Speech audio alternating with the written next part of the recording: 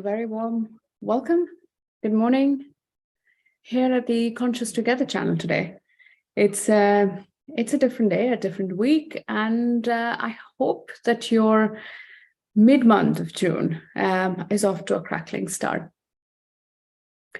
Today we have a very special session, also because I feel like there's a lot happening around us these days, and at least for me. And I feel constantly the need to be grounded, to feel like I need to be in the present so that I can make better decisions for when I am making more longer term decisions. And hence this topic that I picked this morning about one, being grounded in our own selves and to anchor ourselves in who we are and what we believe in, and how that actually helps us sort of tailor our lives, if you can call it, or customize our lives around the stresses and the distractions that we have amongst the many that we're all facing these days. You know, when Apple released their new product, it made me realize that we're constantly willing to remain in this zone that we create for ourselves, that we want to be embedded in this environment that we want for ourselves constantly, and that we're creating these maybe transparent or virtual realistic walls around us in that sense, which made me wonder, really, why are we doing this? Is it really that hard to be part of a community? Is it that hard to be living with each other these days, that we're so hurt, we're so defensive, that we have to erase these joint ventures or these collaborations or these coming togethernesses because they're too stressful? And also how our environment and how our mobile phones, our distractions are adding on to the stress and reducing that social impact, that social togetherness that we're feeling. That is what I wanted to explore today in today's session. And I hope you enjoy it. These are musings from what I believe is my life experience. These are musings from what I believe is what we need for our future.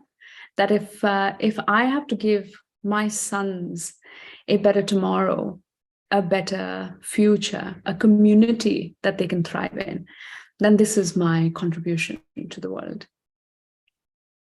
But before anything, this one meditation has really a very deep sense of respect for me.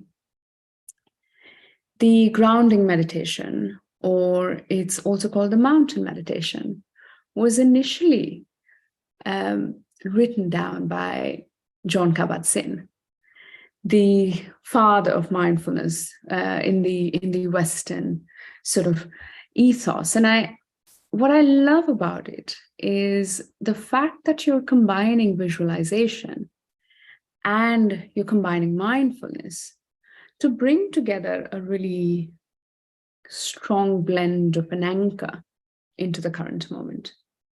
And it really snaps me back in any situation when I'm feeling really frustrated or angry or unnerved, to say the least. So here we go. And I think as we set up for this meditation, it should take about 15 to 20 minutes. Let's go ahead and become comfortable where we're at home, at our workplaces, in a cafe, if that is where we're eating lunch right now, in a park, if we're listening. Definitely not driving while we're doing this. And bringing a sense of innate focus to this moment.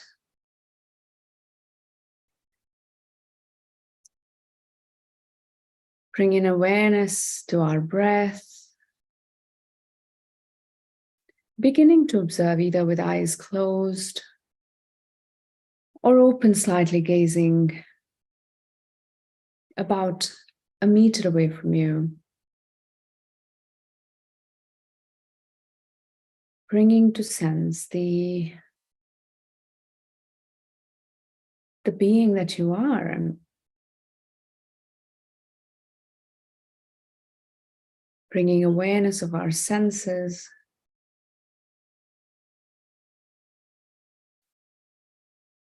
to the sounds around us, to how we're feeling in terms of temperature on our skin.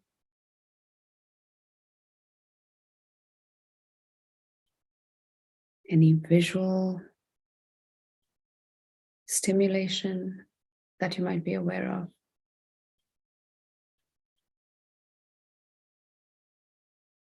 Any thought, body sensations that may be showing up for you right now.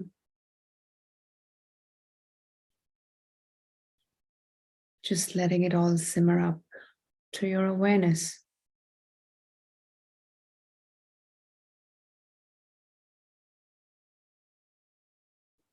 Taking some few deep breaths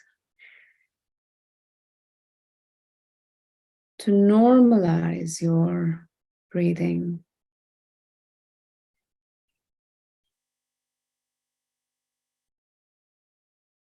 And bringing to attention, bringing to our awareness a visualization of a mountain.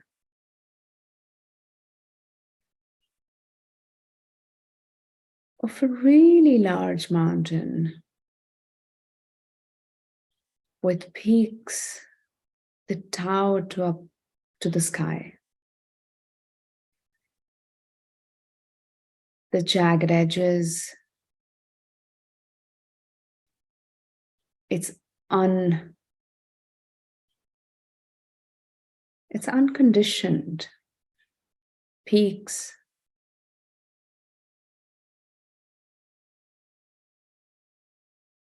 The surfaces it shows up with. And the seeming strength that it brings.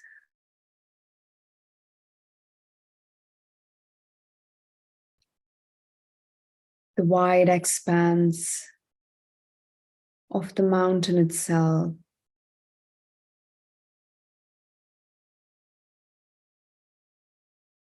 Bringing a sense of strength. To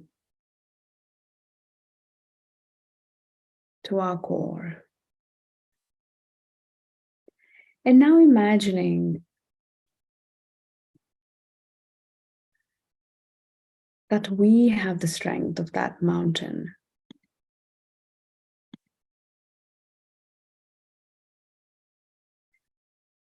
As you sit there, being that mountain.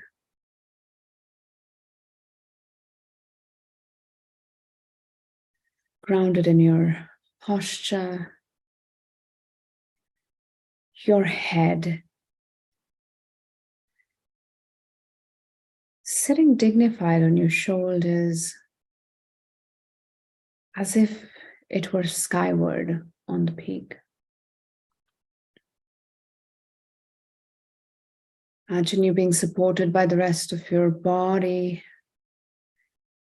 giving you an awe-inspiring perspective of the landscape before you,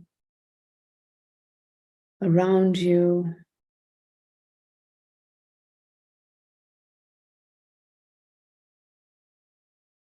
and all which flows from the core of your being into the distance horizon.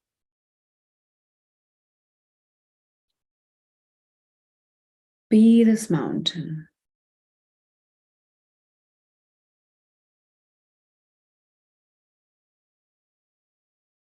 And as you take on this stability on your own,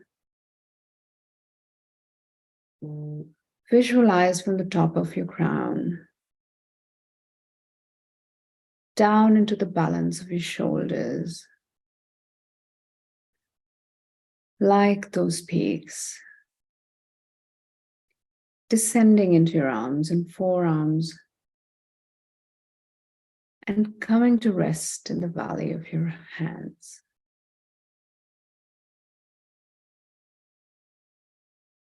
Imagine your torso, your legs and hips to be that solid and rooted ground beneath you. A foundation extending up your spine and abdomen, bringing in that core of stability.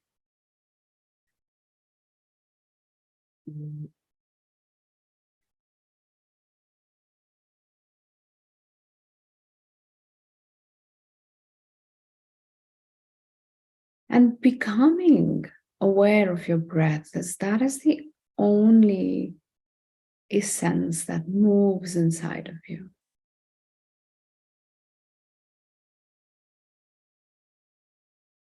And very much a living mountain, one that is alive and aware, yet unwavering in its inner stillness, where nothing can really move you. Being completely accepting of what you are.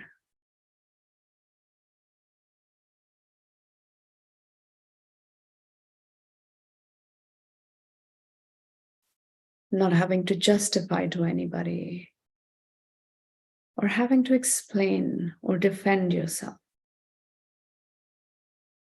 but just being there.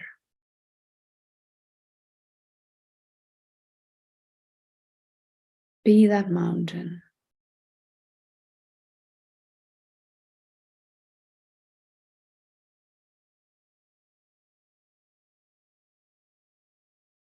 A mountain that witnesses the different seasons, the movement across the skies,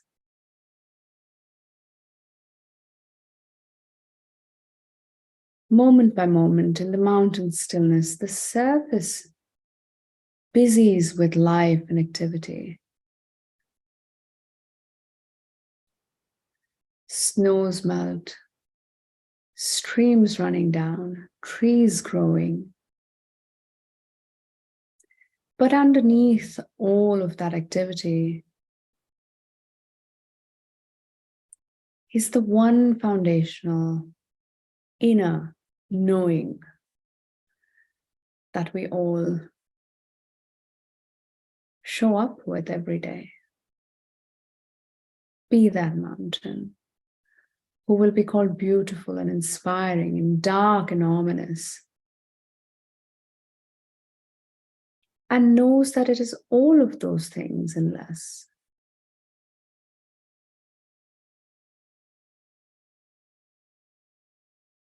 Be the mountain which sits and sees how night follows day and back again, which knows the sun by the warmth it brings on the rising, and the stars by the way they show in a darkened sky. And through it all, the mountain sits, aware of the changes that each moment brings. Yet it remains itself. Still as the seasons flow, one into another.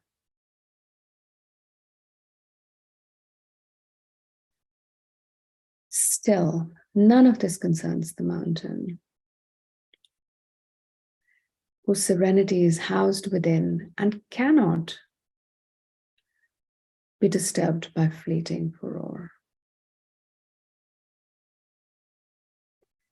As you sit in meditation today,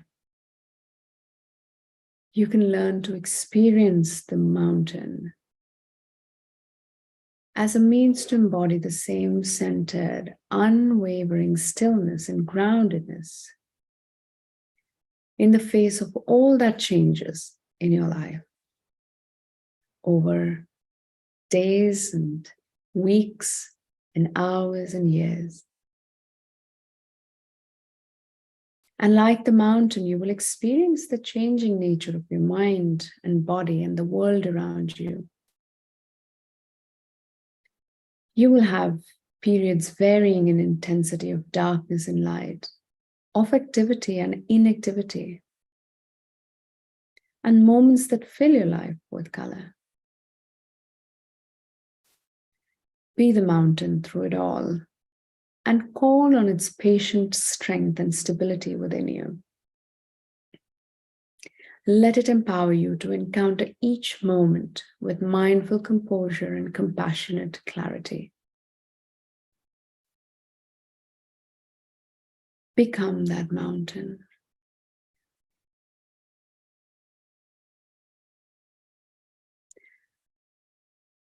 We next go into a period of silence, which will last about 2 minutes roughly.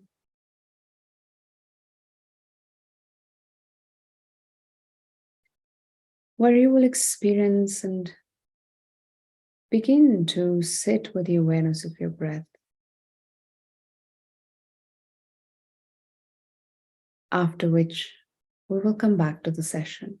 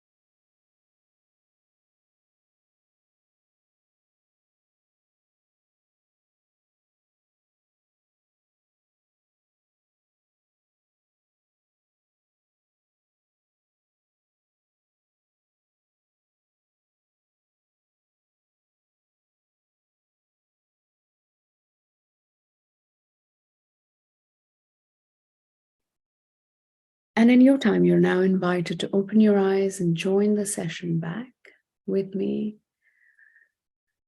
as we continue exploring what this groundedness would mean to you. When we talk about the concept of knowing ourselves and being self-aware, this is potentially the only way that you can be grounded in today's world, where we are taught and conditioned through our lives to be part of someone else's story, where we've always learned to either be people pleasers, because that is what we do here in our organizations, in our workplaces, at home with families, in friend circles. There's oftentimes a role that is given to us that we follow. And while it works for a while, there will be times when situations demand that you have to really find yourself and your true essence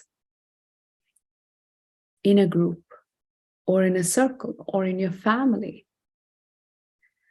And to say, hang on, I know you always thought of me like this, and I'm always going to act like this. But I would like to relook at it now. So it turns out that when I was part of this friends group, we've been friends since we were really young. And of course, when you're young, you have different names that you're called, different roles that you play, that you are the, you're either the stylish one, or you're the one that is very funny, the humorous one, or you're the one who's always late, or you're the one who's always crying, or you're the one who's always doing something or the other.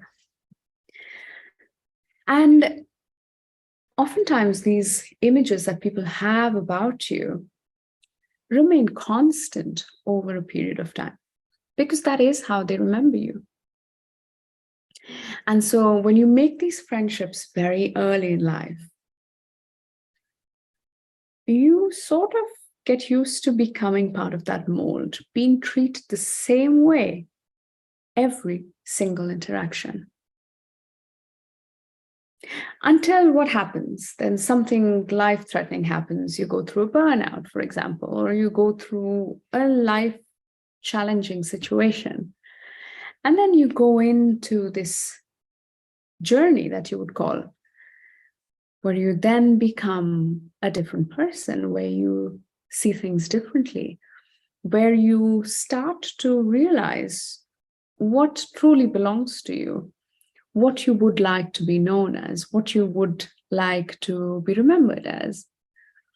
And the moment that identity or that anchor kicks in, that allows you to create this environment around you, which will help you build boundaries and talk to people that you've not talked to before, but in a way that holds up your respect for yourself while also allowing others to work with you. Oftentimes when we're people-pleasing, oftentimes when we are scared of consequences, it is because we are constantly looking for validation from others. We're looking for, oh, by the way, what will my friends say if I wear a red dress because I'm always wearing a blue one? Will my friends still like me? That's how we started when we were young. But isn't that what we do even today? Will I be accepted in the community I am in because I have a bigger car, for example, or a smaller one? Or I have a different way of looking at things, and will I be accepted? Should I say it or not? And so we're constantly toggling this identity of ours and sort of giving up our power because we think that to fit into a group of people who is very affluent, who is very, who's better than us in our eyes, and we want to fit in there. And so we have to sometimes give up who we are, give up sometimes who we believe in, ignore the signs that show up and say, by the way, do you really want to go to that party because everyone you know is there? Even though you want to stay home, you really need this day out without that without this friend circle. And so it is that decision where you're like, how do I still be connected to the group, but have my own set of values? And so when you begin this journey, it will be terribly lonely and terribly unpopular, where people will not like you as much as they did before because you did everything together before this, but not anymore. And so when we're creating this conscious lifestyle, what we're really saying to ourselves is we sit down with a sheet of paper and look at things that give us joy and look at things that give us tragedy, sadness, right? And what are we doing there? We are simply writing down who we are as an individual. At this point in our lives, what brings us more happiness? And interestingly, this reflection that you'll need to do will change every few years because we're constantly changing. Our situations are changing. Our children are growing up. And so it is mightily important for us to remember that every few years or every year, like I would do it, I go revisit the values that I hold. Why is this value important to me? Why do I want to act in a way that people look at me as credible, for example? And then when I have this list of what brings me joy and what brings me sadness, in addition to the list of things that list out my values, I'm able to better tailor what my day should look like. And often in coaching conversations, this is the kind of peeling that we have to do, where we go through looking at what serves us in this phase to achieve this goal, but without being strongly very different from us, still keeping in line with our values and principles. Because if we don't align it, we are going to be in a state of stress. And so if you were to do one thing, to take one step towards this conscious lifestyle that you want to spend doing, try to sit down with a piece of paper with finding out what are things that nurture you and things that deplete you. And once you have that list, also add in the values that are important to you in this phase of life. It could be for a year, it could be for 2 or 5 even.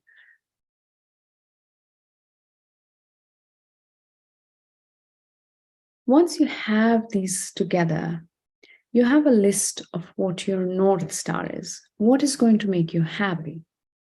And you also know why it will make you happy. If your goal is to serve more people and your value is then to be of service to others, then you know that activities that serve this value will bring you joy. It could mean serving in a community hall. It could mean creating content for a channel that you love. It could simply mean doing service for yourself and taking yourself out for a walk.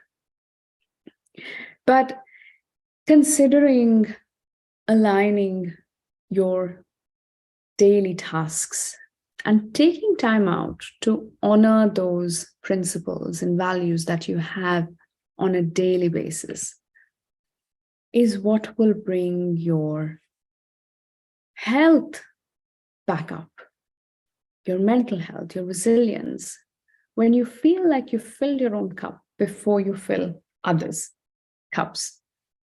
And when you feel like you've respected your own needs in a relationship that you have with yourself first, then you're going to be far more easily available to others in the way that they want you to show up for them. Sometimes you will do exactly what they want you to do, and sometimes you will say, oh, well, that really depletes my energy. So can I not do it, please? Can I take a break from it? And you will find ways to create boundaries around these common issues, these common instances. And when you clearly communicate your boundaries, when you clearly communicate to your family with compassion, with love, and respect for them, you will see definitely them helping you on this journey, in this process.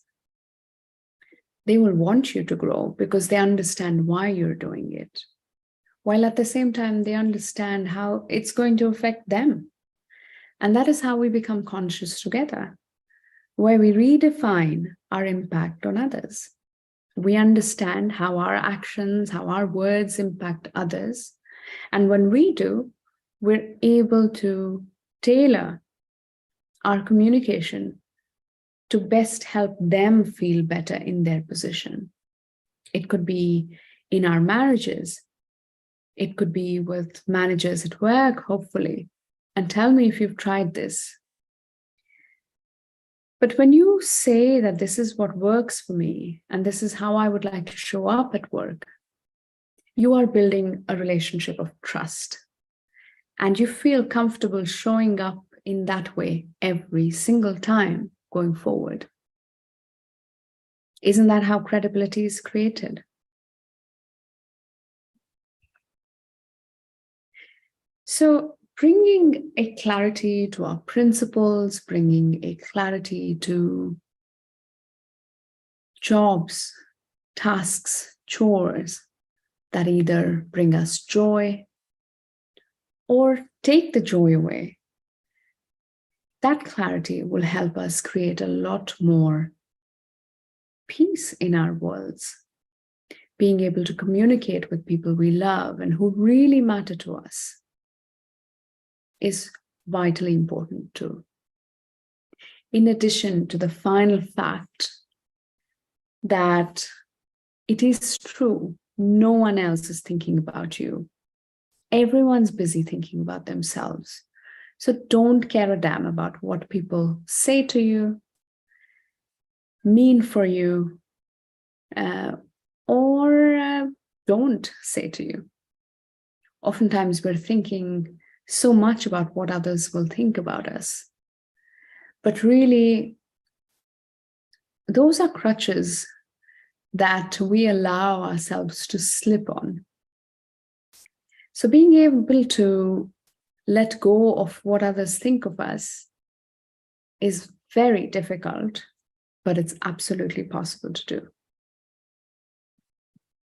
To be able to say, in this moment, I think this is the best decision, and I will stand by it no matter what. I'm capable and I'm positive that I've considered all aspects before I make this decision. And when you're confident about that resource, when you're confident about yourself making that decision, making the decision in a logical, unbiased way, you're able to bring more confidence into your own being, thereby creating an interdependent community where you believe in your skills, but you also respect those of others. And that is how we can become truly conscious together. So negating and removing and silencing the voices from outside so that we can focus on ourselves with a mindset of growth, which says, yesterday I did 8,000 steps, but today I can do better than my own self and go up to 12,000 potentially. And being able to stick to our own plans without comparing ourselves to others. That is what is going to create that confidence.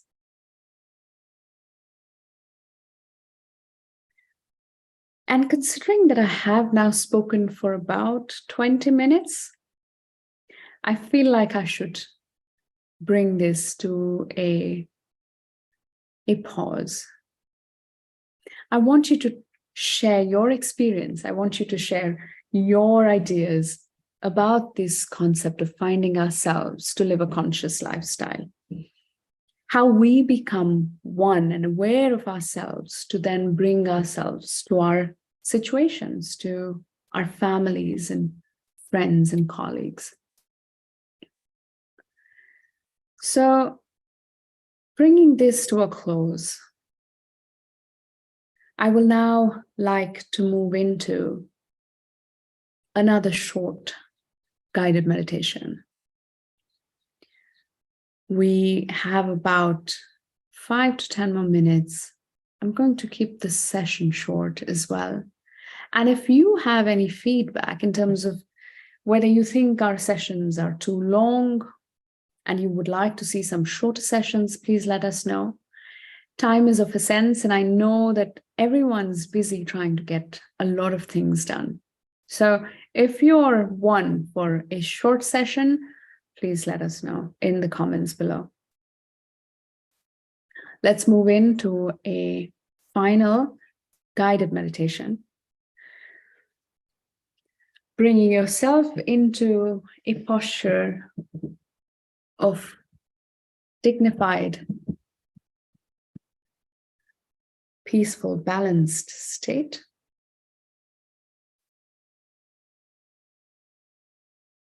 Bringing your awareness to your breath.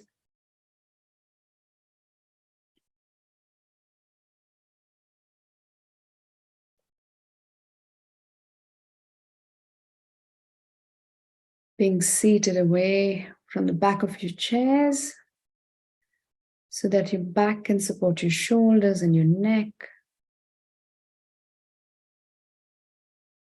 To firmly yet flexibly support your body. Keeping your hands facing upwards or just in front of your pelvic bone.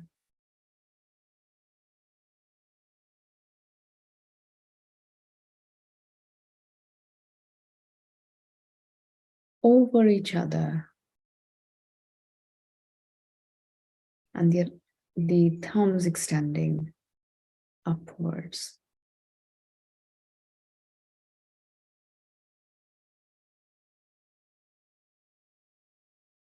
Scanning our bodies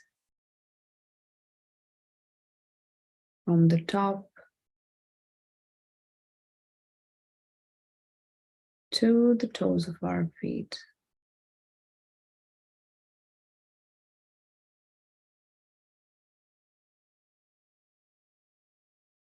To gain a quick look at what is showing up in the body today.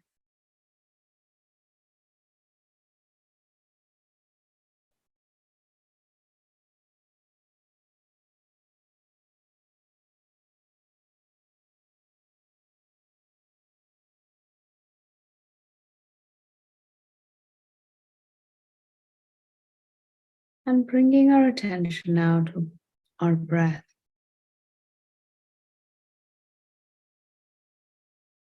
Into our nostrils where the air is going in and as we exhale, leaving the body.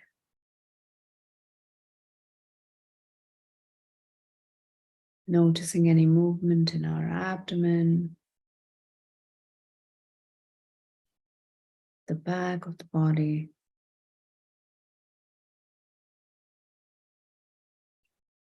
our chest,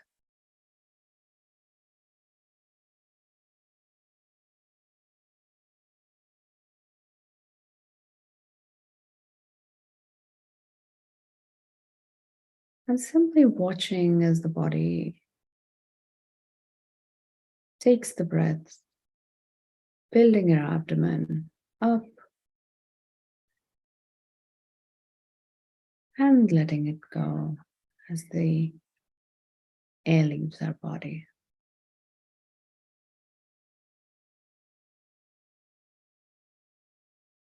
Now coming into watching all the sensations and thoughts and feelings that are showing up for you in this moment. Could be rigidity, could be tension in some parts of your body.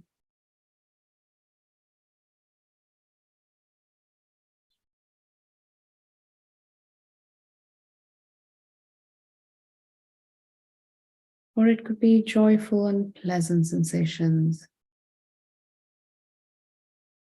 which help you feel more calm and relaxed.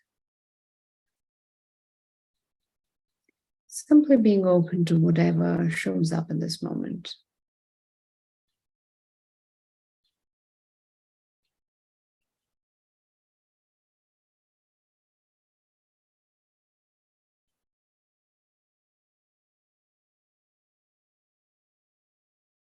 Bringing our attention to our thoughts, which may be moving fast or wanting to get involved in these thoughts that are showing up. Observing these thoughts and simply bringing our attention back to our awareness on the breath.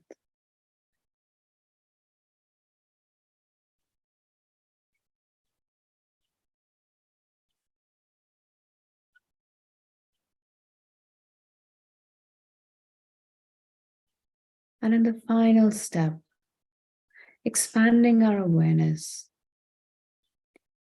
to the full body, to the room we're sitting in. As we take in more sensory information,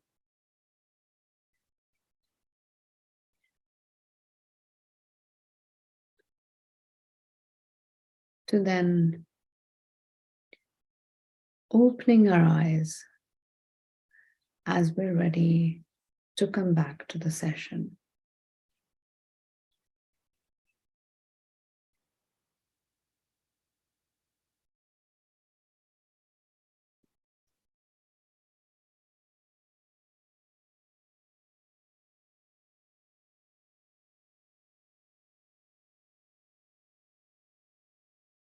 Taking another minute to potentially just bring yourselves back from the peace and quiet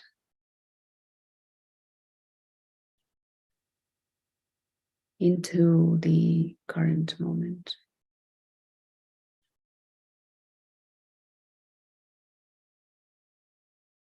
And bringing a note of gratitude to everyone that we come in contact with today. To being able to spread that loving kindness to each one of them,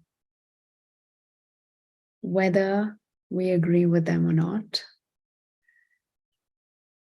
but simply for the fact that we're all humans and we're all connected together.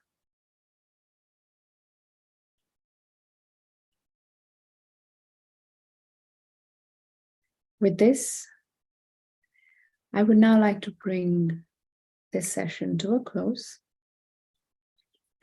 If you'd like to write into us, please write in your comments, suggestions, and ideas to connect@conscious-together.com and addressed to either Lorian, Oliver, or me, and we'll be happy to respond to you at the earliest possible time.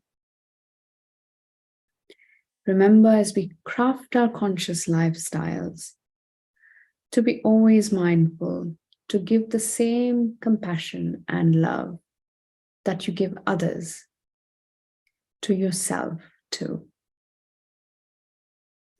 I hope you have a great week. Our next session is on Wednesday, the 21st of June, between 6 p.m. Stockholm and 7 p.m. Stockholm time. Join us as Lorian, Oliver, and I come together to discuss a new topic, yet still based on consciousness and mindfulness. So we'll see you there this week. Until then, have a lovely week and see you all very soon.